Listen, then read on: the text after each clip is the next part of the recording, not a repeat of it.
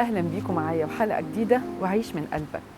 صحيح عيش من قلبك عمال ياخد اطوار، ويعني راح الحقيقه كده الاول حلقات عاديه على الفيسبوك، بعد كده اتقلب تلفزيون، بعد كده رجعنا تاني. انا اهم حاجه من الحلقات دي يا جماعه ان انا بس حابه اقول لكم ان كل يوم العلم بيتقدم وبيتطور تجاه ان كل ما زاد الانسان اتصاله بنفسه، اتصاله بامكانياته وقدراته الداخليه، اتصاله بقلبه وتنقية قلبه علشان يقدر يحيي هذه الحياة بصورة مختلفة تماما. وده بدأ يثبت على أرض الواقع. كل ما بنبهر بكرم ربنا سبحانه وتعالى علينا، بنبهر بقد إيه ربنا سبحانه وتعالى مدينا كل الإمكانيات، مدينا الميكانيزم كده، مدينا التقنية الأروع والأكثر إبداعا واللي استحال حد أصلا هيعرف يعمل زيها تاني. مدينا القلب اللي بنبصر بيه، نعقل بيه، نسمع بيه، بنفكر بيه، كل حاجة بيه. هو الكلام ده راح فين؟ كل الأديان، ما فيش ديانة يا جماعة إلا لما بنرجع لقلبها وعمقها وبنكتشف في الآخر إن الإنسان المحرك الرئيسي بتاعه هو القلب. لأن القلب لما بيكون مفعل بطاقته القصوى، بحكمته، ببصيرته، بيخلي الإنسان شايف أمور تانية خالص، بيخلي الإنسان عنده القدرة إنه يحيا الحياة بقوة، يحيا الحياة بإقدام، يحيا الحياة بيقين، يحيا الحياة بالرغم من أي ظروف بتمر حوالينا. هو مين اللي قال إن زمان ما كانش فيه تحديات كبيرة برضو؟ مين اللي قال إن إحنا بس دلوقتي اللي تحدياتنا هي اللي صعبة؟ إحنا مشكلتنا بس في حاجة واحدة، إن إحنا حاليا بقينا مكشوفين زيادة عن اللزوم في كل حتة. السوشيال ميديا، وأنا برجع يا جماعة بقولها تاني، ده عامل كبير ورئيسي في إن الإنسان مش عارف يركز مع نفسه. الإنسان مش عارف يرجع تاني المشاكل اللي بتحصل له إنه عنده سبب فيها محتاج هو يبدأ يطوره. أنا مش بحملكم ما لا تطيقكم ولا برمي عليكم مسؤوليات زيادة، بالعكس ده أنا بناشدكم إن المسؤوليات الزائفة، المسؤوليات اللي مش بتاعتكم، أدوار بنلعبها مش بتاعتنا، هدت حيلنا، أفقدتنا قدرتنا، أفقدتنا طاقتنا، خلتنا ما احناش عارفين نركز احنا جايين نعمل ايه.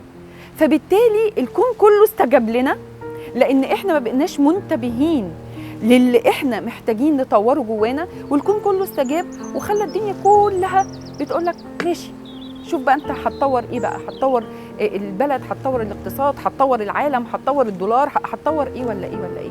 خد كمان وخد كمان من المشاكل الخارجية. مش هنقدر ننكر يا جماعة ان ده تحدي مش بسيط ومشكلة حقيقية، انا مش بقول لا، لكن فين القواعد اللي احنا نرجع لها علشان نبدأ نغير ونتحرر من المشاكل اللي احنا فيها دي؟ هتاخد وقت. محتاجين ندعم بعض، بس هندعم بعض ازاي هنقدر نحط ايدنا في ايد بعض وكل واحد متخانق تقريبا مع التاني، او كل واحد بيتهم التاني، او كل واحد بيحكم على التاني؟ هنحط ايدنا في ايد بعض ازاي ونحل مشاكلنا مع بعض علشان نقدر ننهض؟ بدل ما ننهض في 10 سنين ولا 15 سنة، ممكن ننهض 3 4 سنين 5 سنين، بس نحط ايدنا في ايد بعض. لكن كل واحد مخون التاني، كل واحد مر بتجربة معينة مخليه مش قادر يثق في التاني. برضو معاك، احنا مش عاوزين نكون عندنا سذاجة ابدا، خلي عندك ثقة ويقين في قدرتك انك تبدأ تحط الحدود، تفلتر الحاجات اللي انت محتاج تفلترها عندك علشان تبقى عارف ازاي تأمن نفسك، وازاي في نفس الوقت تقدر تفتح المجال ان غيرك يقدر يساعدك. لكن بالوضع اللي احنا فيه ده، الام تقول للاب انت السبب في اللي احنا فيه، والاب يقول للام انت السبب في الولاد فيه، والاتنين يروحوا للمدرسه يقولوا لها للمعلم ولا المدرسه انتوا السبب اللي ولادنا فيه، والولاد يروحوا يقولوا للاب والام انتوا السبب في اللي احنا فيه. وبعدين اصابع الاتهام تبدا تكبر وتكبر وتكبر لحد ما بنقول ان العالم كله السبب في اللي احنا فيه. لكن تعالوا نرجع لنقطه مركزيه ومحوريه، هو احنا هنتحاسب على ايه يا جماعه اذا كانت كل حاجه في الحياه احنا مش السبب فيها اصلا وملناش يد فيها، أكننا إحنا المفعول بيه طول الوقت، لكن الفاعل الحقيقي شيء تاني برانا. فده اللي بيخلي الواحد كل سبحان الله ما يبدأ يشت ويبعد عن المركزية دي، وإن يرجع يشوف السبب الحقيقي اللي جواه. لأن استحالة ربنا سبحانه وتعالى يحطنا في حياة كل مفاتيح القوة بره.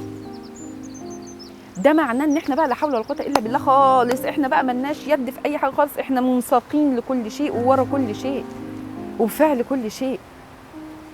ومعلش في ناس جوه كل الازمات اللي مرينا بيها، ازمه كورونا واللي قبلها من اول يعني من مئات السنين، كل ازمه في ناس بتعرف تستفيد منها، وفي ناس بتقعد تندب حظها، في ناس بتخرج وتعيش الحياه بالرغم من الظروف الموجوده، وفي ناس بتعيش دور الضحيه وتفضل مكمله فيه. انا مش بقول ان احنا مفيش جزء جوانا فيه الم، ولكن استمراريه ان احنا عايشين جوه الالم بيخلينا مش قادرين نشوف لا الفرصه ولا قادرين نشوف الاحتمالات اللي ممكن احنا نبدا ناخدها ونعيش بيها علشان نقدر نتطور. يعني ممكن جدا يا جماعه يكون في فرصه تحت رجلك موجوده دلوقتي، بس انا قاعد بتخانق مع مراتي، انا قاعد بتخانق مع مديري، فمش شايفها، مش شايف ان في باب بيتفتح. سبحان الله، زي الرسول صلى الله عليه وسلم لما كان عارف ليله القدر اتمنعت باتنين بيتخانقوا. طب ده يدينا دلاله لايه؟ ان ايا كانت المشكله ما بيني وبين اي شخص نقصرها شويه، نلمها اسرع شويه، نحاول نهديها على قد ما نقدر علشان نسيب مساحه نشوف الحل يجي منين. فانا بناشدكم الحقيقه، الرجوع للقلب محتاج شغل، محتاج تطهير، محتاج ان احنا نبدا نبص لبعض بنظره تانية، محتاجين ان الرحمه ترجع تدب تاني، بالرغم ان انا عارفه ان في معطيات كتيره وصلتنا للقسوه اللي بقينا فيها، عارفه ان في معطيات كتيره وصلتنا لعدم الثقه والشك، في معطيات كتيره وصلتنا لليأس. انا شايفه ده مش شايفاه، بس انا كنت زيكم في وقت ما شايفه ان الدنيا كلها عليا، شايفه ان الدنيا كلها مش مريحاني، بالرغم من اللي كان بيشوف احوالي يقول يا بنتي انت مالك عامله كده ليه؟ وانا شاركتكم ده قبل كده في انا وايمان. لكن النهارده بعد باذن الله ما كل مدى باخد بمسؤوليه حياتي، واخد اكتر من مسؤوليه حياتي، واخد بمسؤوليه حياتي مش هشيلها على دماغي وامشي. الشيل بيحمل هم، لكن اخد بالمسؤوليه فيها قوه وطاقه. وانا قررت الكلام ده كتير، لكن الحقيقه دلوقتي انا اوانه انه يكون مضاعف، انا اوانه ان اعرف انا مسؤوليتي ايه، وايه اللي انا بقول يا ربي انا هاخد الخطوه دي، بس انت يا ربي السند، انت يا ربي المدد، انت العون، انت ظهري. مفيش حد يا جماعه ظهرنا غير رب العالمين، مفيش حد السند الحقيقي لينا في الحياه غير رب العالمين. هيسخر لنا ناس تسندنا، وهيسخر لنا ناس تمدنا بمدد، ومفيش رزاق غيره. هيسخر لنا رزقنا من خلال عبيده، وفي نفس الوقت ما بقاش قاعد عندي كده عزه نفس اللي هي برضو زائفه الحقيقه، واقول لا انا مش هطلب من حد حاجه، انا مش عايز اخد من حد حاجه. طب ما هو ربنا سبحانه وتعالى هيديك من فين؟ ما هيديك برضو من خلال اللي حواليك. فخلونا يا جماعه في حال من الاتزان نحط على ورقه وقلم احنا فعلا ايه المسؤوليات اللي مش بتاعتنا وشايلينها، شايلين هم الرزق، وشايلين هم التطوير، وشايلين هم كذا. انت بس ليك خطوه في كل حاجه، ليك بدايه الخطوه، السعي والنيه الصادقه، وفي الاخر رب العالمين باذن الله وكيلنا، وهو اللي هنفوضه في كل امورنا. لان الحقيقه الوضع اللي احنا فيه كلنا دلوقتي والعالم كله فيه محتاج فعلا تدخل الهي، لكن كل واحد بنيته الصادقه انه يعمل اللي عليه ويقوم بدوره، ربنا سبحانه وتعالى ان شاء الله هيمدنا بالمدد بتاعه. واشوفكم في حلقه جديده، وعيش من قلبي.